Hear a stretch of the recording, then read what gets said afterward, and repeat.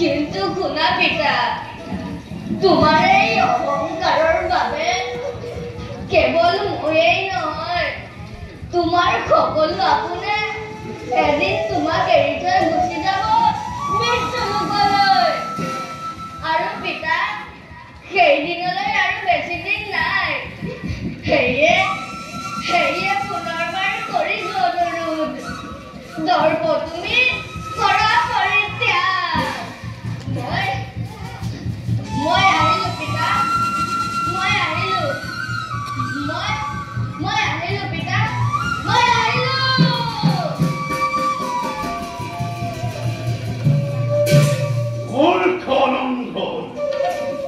মহাবিধি পুত্র হই এটা সামান্য মানবর কার্য দেখি হইস কম্প পাওয়া কারণে মহা বিপদর বই ধ্বংসরে করি হরকমের চৈক্যময় গরিবে ক্ষমাপনে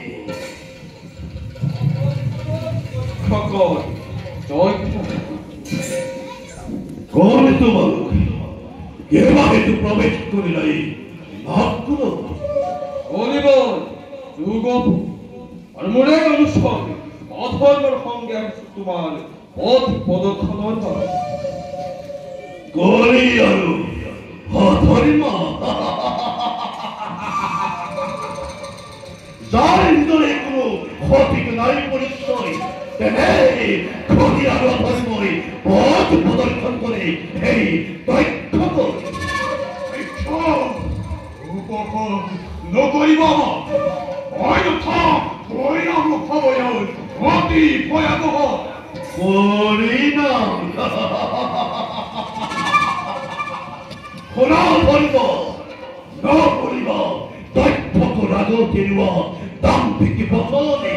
অন্যথা বিজ্ঞান বিমূর্খ তাহলে ইমানে থাকি মূর্খ বলি কই মুখে করো অপমানে দয়া নাই ক্ষমা নাই তাহলে দংশন করি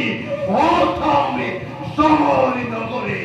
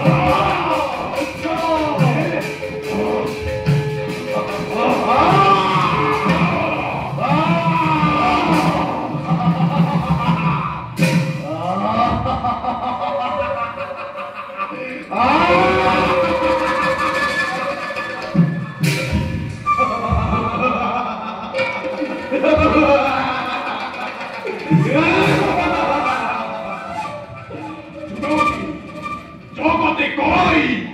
তুই প্রকৃতি দংশনত জীবর প্রাণ জয় এটি মুক্ততে কিন্তু এই যুগপতি আমি শুন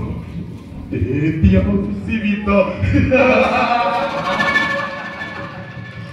সামান্য বেশি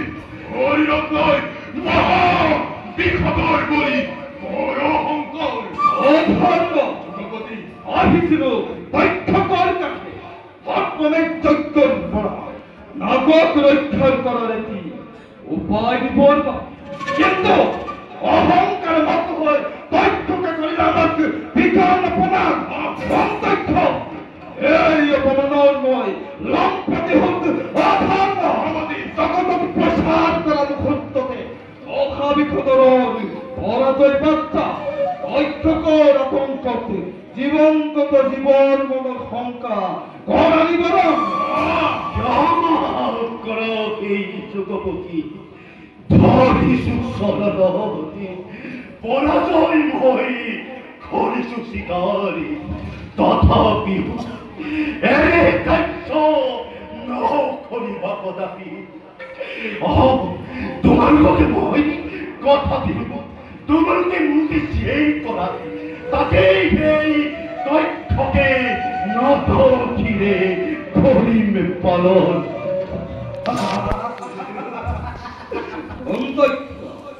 তোমার কথা শুনি মৌখী হল নয় অনাদক্ষ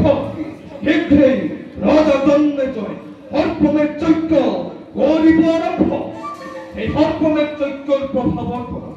আগত রক্ষা করার একটি উপায় খেয়ে রাখিস আমি তোমার কাছে এই হরপমের যজ্ঞর প্রভাবর করা আগত রক্ষা করিবার হবে তুমি হস্তগত করিব লাগিব অদ্বৈতার্যতা ক্ষমতা করব মদয়ন্তী কুণ্ড আর সেই কুণ্ডলে নাগত করিব রক্ষা হসাই লজ্জিত আসবই তোমার ঘোরা বন্ধু তোমার কি নেই করিস কি চিন্তা অথচ মই এই মহাপাপীতে তোমার প্রতি করিল অপমান এরবে যাও মই অযোধ্যারি নগরে মদয়ন্তীর কুণ্ডলময় করু হস্তগত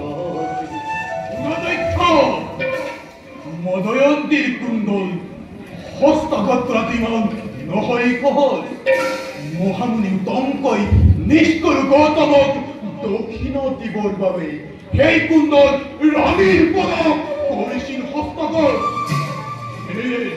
প্ৰতিথাৰ পৰিৱৰ্তে যাব লাগিব তুমি মহামুনিৰ কাষে এরবে যাও মই উত্তম তাকে কিন্তু তথ্য মমির পরা কুণ্ড হস্তগত করাকু না ভাবিবা সহস্পতি কারণ মহামুনে নিজ গুরুর পথে আন কাকু হে কুণ্ডল নিজে কদাপি বল প্রয়োগ করিলেও তোমারই পতন হব মনির খাব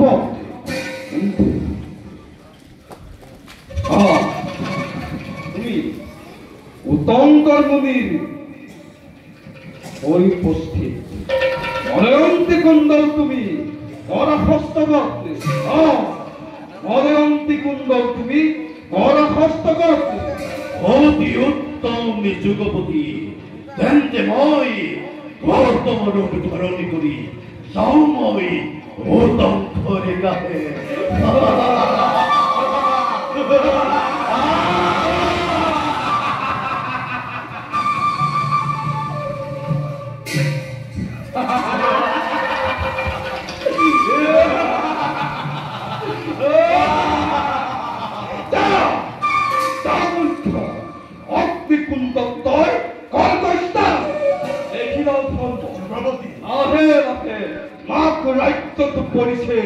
যুগপতি কলের প্রভাব